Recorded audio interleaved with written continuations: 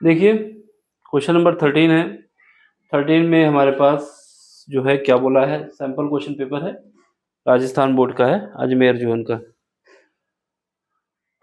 इसमें बोला है कि 12 सेंटीमीटर वाले एक वृत्त की कोई जीवा केंद्र पर 120 डिग्री का एंगल बनाती है।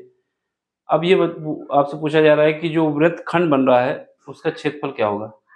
बात समझो, इंपॉर्टेंट क्वेश्चन है। सोल्यूशन देख लो इसका। क्वेश्चन 2 नंबर का नहीं है, लेकिन ये 2 नंबर में पूछा गया है। सबसे पहले हमें क्या बनाना है, वृत्त बनाना है। ठीक है, तो ये वृत्त हम बना लेते हैं। तो इसके बाद इसने बोला है कि कोई एक जीवा है। हम मान लेते हैं जीवा हमारे पास जो है, जीवा ए बी है। क्या है, ए बी। ये ए है और ये बी है। इसने बोला है कि ये केंद्र पर, केंद्र अगर हमारे पास सेंटर यहाँ पर है, तो ये एंगल जो बना रही है जीवा, कितना बना रही है, 120 डिग्री का। तो ये जो एंगल बन रहा है, ये वाला एंगल, ये एंगल 120 डिग्री का बन रहा है। कितना, 120 डिग्री का। ठीक है, और इसका यदि इसका सेंटर है। अब आपसे कह रहा है कि ये वाला क्षेत्रफल कितना होगा, इस एरिया को फाइंड करना है। ठीक, जो हमने हाईलाइट किया है, इस एरिया को फाइंड करना है। कुछ नहीं है, इस ट्रायंगल के एरिया को इस सेगमेंट के एरिया से हटा देना है। कुल मिला के आपके पास जो एंगल 120 डिग्री दिया गया है, इससे कितना एंगल बनेगा इस भाग का, उस भाग में से इस ट्रायंगल के एरिया को हटा दोगे तो ये वाला एंगल आ जाएगा। चलो करते हैं फिर। बोला है कि रेडियस जो है वो 12 सेंटीमीटर की है, यानी ये 12 सेंटीमीटर है।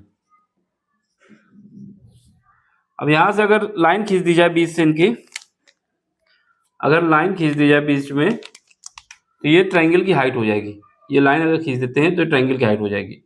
अब जाहिर सी बात है, ये इसके सेंटर पे हमने लाइन खींची है, तो ये डिस्टेंस जो है, ये एंगल तो हमारा डिवाइड हो जाएगा, 2 हो जाएगा। एक 60 डिग्री का हो जाएगा, दूसरा भी 60 डिग्री का हो जाएगा। दूसरा हमारे पास यहाँ पर हम साइन थीटा लगा के इसकी हाइट निकाल सकते हैं और इसका बेस भी निकाल सकते हैं।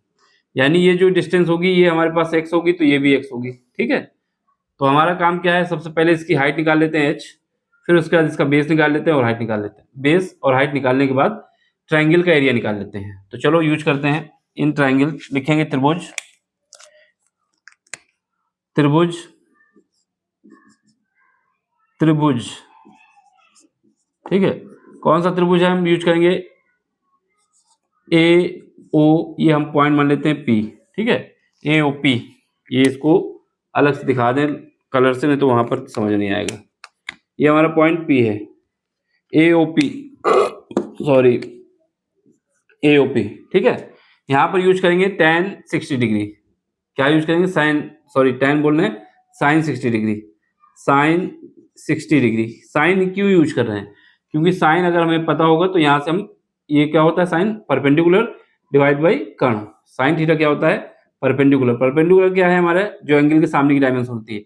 इस एंगल के सामने क्या है, ए पी है। ए पी डिवाइड क्या करेंगे, ए ओ से, क्योंकि ये हाइपोटेनस है।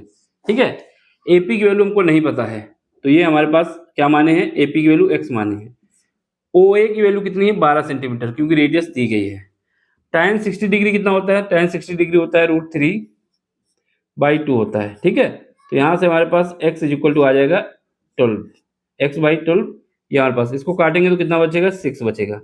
मल्टीप्लाई कर दो तो यहाँ से हमारे पास x की वैल्यू आ जाएगी 6√3 आ जाएगी। लेकिन हमें चाहिए क्या, ए बी की वैल्यू, इसलिए बता दोगे कि ए बी जो आएगा वो मेरा, ए बी कितना आ जाएगा, ए बी हमारे पास आ जाएगा 2 टाइम्स है x का, जो कि बराबर हो जाएगा 2 × 6√3, बराबर कितना आ जाएगा, 12√3। और इसने बोला है कि जो हमारे पास √3 है, उसकी वैल्यू जो यूज करना है, क्वेश्चन ने बोला था कि उस जो वैल्यू दी गई है उसकी वैल्यू हमें यूज करना है 1.25। अगर 1.73 अगर नहीं याद, तब भी हमको याद होना चाहिए, यूज कर सकते हैं। हम इसको क्या लिख सकते हैं, इसको लिख देंगे 12 × 1.73। ठीक है, अब इसको सॉल्व कर लो। तो यहाँ से ए बी की वैल्यू कितनी आ जाएगी, ए बी की वैल्यू हमारे पास आ जाएगी, या फिर इसको अभी ऐसे लिखते हैं, आगे शायद काम आए कुछ। अभी इसको ऐसे लिखते हैं, फिर बाद में लास्ट में लिख देंगे। ठीक है, अब इसको ऐसे लिख देते हैं। अब इसके बाद हाइट निकालना है। क्या निकालना है, हाइट। तो हाइट निकालने के लिए हम क्या यूज कर सकते हैं, यहाँ पर हम यूज कर सकते हैं cos 60 डिग्री। cos 60 डिग्री किस में यूज करेंगे, वही लिखेंगे, एक लाइन और लिख दूं, त्रिभुज। तो ये हमने इसे लिख दिया है, फिर हम लिख देते हैं cos 60 डिग्री, उसी ट्रायंगल में यूज कर रहे हैं। cos 60 degree. तो cos क्या कहता है कि बेस डिवाइड बाई हाइपोटेनस। तो बेस इसका कितना है, cos 60 लगाओगे तो हमारे पास आ जाएगा OP और डिवाइड बाई हाइपोटेनस कितना है, AO है। ठीक है, अब cos 60 की वैल्यू जो होती है 1/2 होती है। क्या होती है, 1/2। cos 60 की वैल्यू 1/2 होती है, तो ये हमारे पास आ जाएगा 1/2 और OP की वैल्यू हमने h मानी है, h मान लेंगे और इसके बाद AO कितना है, 12 है। इसको काटेंगे कितना बचेगा, 6 बचेगा। तो यहाँ से हमारे पास जो हाइट आ जाएगी वो कितनी आ जाएगी, 6 सेंटीमीटर की।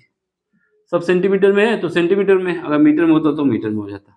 तो ये हाइट भी आ गई और इसकी जो बेस थी वो भी आ गया। अब एरिया निकाल लो, इसलिए एरिया यानी क्या कहते हैं, क्षेत्रफल। एरिया को क्षेत्रफल कहते हैं, इसलिए क्षेत्रफल किसका, इसका ट्रायंगल AOP का। ठीक है, तो क्षेत्रफल जो हमारा आ जाएगा, क्या आ जाएगा, इसको हम A इक्वल टू लिख देंगे। क्या होता है, 1/2 बेस इंटू हाइट। बेस कितना है हमारे पास, AB यानी AB, और हाइट कितनी है, वो हमने मानी है OP, हमारे पास दिया हुआ है। AB और OP की वैल्यू हमने निकाल ली है, तो इसको रख दो यहाँ पर 1/2। AB कितना निकाला है, 12√3, और इसके बाद ये OP कितना निकाला है, 6 निकाला है। इसको यहाँ से काट दो, कितना बचेगा, यहाँ पर बचेगा हमारे पास 3 बचेगा। मल्टीप्लाई करो कितना आ जाएगा, तो एरिया जो आ जाएगा मल्टीप्लाई करने के बाद ये हो जाएगा 36√3 आ गया है। इतना एरिया आ गया हमारे पास। ठीक है, अब हमारे पास क्या काम है, इस ये आ गया तो हमारे पास इस जो सेगमेंट है उसका एरिया निकालना होगा। क्वेश्चन लंबा है, 2 नंबर के लिए नहीं था, लेकिन पूछा गया तो करना ही पड़ेगा। ठीक है, तो यहाँ से हमारे पास अब दूसरा कॉन्सेप्ट लगेगा।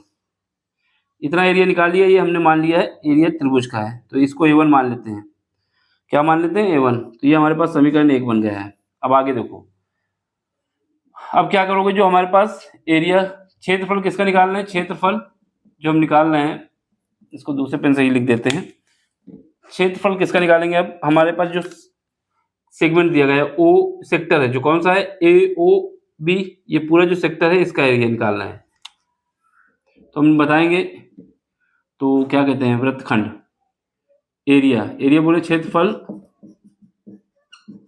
वृत्तखंड कौन सा है, वृत्तखंड जो कि एंगल कितना बना रहा है, जो थीटा बना रहा है 120 डिग्री, उसका हम एरिया निकालना है। तो इसको A2 कहते हैं। ठीक है, ये क्या आएगा, πr² और इसके बाद थीटा डिवाइड बाई 360 डिग्री, इसी का यूज करना है फार्मूले का। तो यहाँ से A2 निकाल लेते हैं। तो A2 निकालो, पाई की वैल्यू हमको कितना 22/7 होता है। ठीक है, यहाँ पे लिख सकते हो, और इसके बाद पाई के या फिर पाई लिख देते हैं, कोई दिक्कत नहीं। यहाँ से पाई, और इसके बाद आर की वैल्यू कितनी है, 12 इंटू 12 का स्क्वायर, क्योंकि R² बोला गया है। आर की वैल्यू 12 सेंटीमीटर है। अब थीटा कितना दिया है, थीटा दिया हुआ है 120 डिग्री और इसके बाद 360 डिग्री। इसको काटेंगे कितनी बार में कटेगा, 3 बार में। इसको काटेंगे कितना बचेगा, 12 से 36 होता है, इसको काटेंगे 4 बार में। तो यहाँ से हमारे पास A2 कितना आ जाएगा, A2 हमारे पास आ जाएगा 48 पाई आ जाएगा। तो ये हमारा सेंटीमीटर स्क्वायर आ गया। ठीक है, A2 आ गया, A1 आ गया। अब हमें निकालना एरिया ये वाला सेगमेंट, ये इस सेगमेंट का। तो अगर ट्रायंगल के एरिया को घटा दिया जाए तो हमारे पास क्षेत्रफल का एरिया जो आएगा, हमारे पास जो एरिया आएगा, एरिया सेक्टर लिख देते हैं यहाँ पर नीचे, वो क्या आएगा, A2 माइनस A1। A2 जो है हमारे पास एरिया, इस पूरे पार्ट का एरिया है, ये जो सेगमेंट है, यहाँ से लेके यहाँ से आएंगे यहाँ पर, ये नीचे ये पूरा होल पार्ट है। और जो ट्रायंगल का एरिया है वो इतना है। अगर इसमें इस पूरे पार्ट में ट्रायंगल के एरिया को घटा देंगे तो ये वाला एरिया बचेगा। इस वजह से A2 माइनस A1 किया गया है। ठीक है, A2 माइनस A1 किया गया है, ये A2 माइनस A1 है। ये हमारे पास एरिया ऑफ सेक्टर लिखा हुआ है, सेक्टर। तो यहाँ पर A2 कितना आया था हमारे पास, 48 पाई आया हुआ है, और माइनस का ये कितना आया, 36√3 आया है। तो ये इसको हम ऐसे ही लिख देंगे, ये हमारे पास सेंटीमीटर स्क्वायर आंसर आ गया। क्योंकि 2 नंबर का क्वेश्चन है, अब इसमें पाई की वैल्यू या √3 की वैल्यू रखना सही नहीं है। ठीक, अगर ये हमारा आंसर हो गया। अगर यही क्वेश्चन हमारा हो जाता है ज़्यादा बड़ा, तो हम इस एरिया को जो लिख देंगे, एरिया ऑफ सेक्टर जो आएगा वो 88.14 करीब आएगा, इसको घटाने के बाद। तो यहाँ पे हमें क्या करना होगा, √3 की वैल्यू रखनी होगी 1.73, और पाई की वैल्यू रखनी होगी पाई/4 22/7 या फिर 3.14 रखना है। जो रखना अपने हिसाब से रख लेना। आंसर इसका आएगा 88.14। ये पॉइंट लगा हुआ है, ठीक है, 88.14 सेंटीमीटर स्क्वायर आने वाला है। देख लो, समझ लो, सिंपल सा क्वेश्चन है। बस ये है कि ये 2 नंबर का क्वेश्चन नहीं था, इसने पूछा है, समय लगेगा, फिर भी करना होगा अगर पूरे मार्क्स चाहिए तो। देख लें, नहीं समझ में आ रहा तो आप पूछ सकते हैं। सिंपल सा क्वेश्चन है, बस कुछ समझने की जरूरत नहीं थी, जैसा हमने स्टेप बताया वैसे स्टेप करने थे। एक तो ये कॉन्सेप्ट है। दूसरा हम क्या कर सकते हैं, सीधे यहाँ पर अगर हमारे पास साइन एंगल निकालने का फार्मूला होता है, अगर हमारे पास कोई ट्रायंगल दिया हो, एक ये वाला फार्मूला याद होगा तो उससे भी काम हो सकता था कि हमारे पास ये एंगल थीटा दिया हुआ है, ये साइड बराबर है, ये भी बराबर है, ये मान लो ए है। एक फार्मूला हमारे पास ये था कि जैसे हमारे पास ये ट्रायंगल है, ठीक है, ये हमारे पास थीटा है, ये साइड ए है, ये बी है, ठीक, ये साइड ए है, ये बी है, तो इसका एरिया निकालने का फार्मूला होता है 1/2 ए बी साइन थीटा। तो इससे भी लगा सकते थे, 120 तो दिया ही हुआ था, ठीक है। समझ में आया तो लाइक करिए, शेयर करिए, सब्सक्राइब करिए और अपना सपोर्ट हमें दीजिए, जिससे इस काम को हम आगे कंटिन्यू करते रहें। मिलते हैं अगले लेक्चर में। Thank you for watching. थक गया हूँ बहुत।